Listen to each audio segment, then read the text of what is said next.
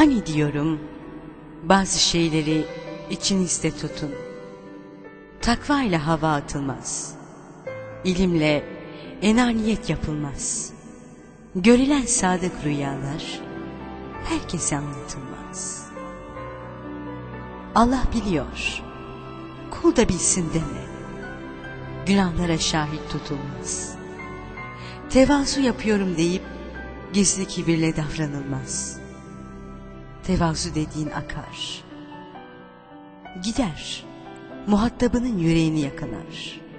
İşte o zaman sen de erdem olur. İslami davranışlar. Yaptığınız amelleri de unutun. Yaptığınız iyilikleri de unutun. Hani diyorum, bazı şeyleri içinizde tutun. Eser Nurhayat Şuara.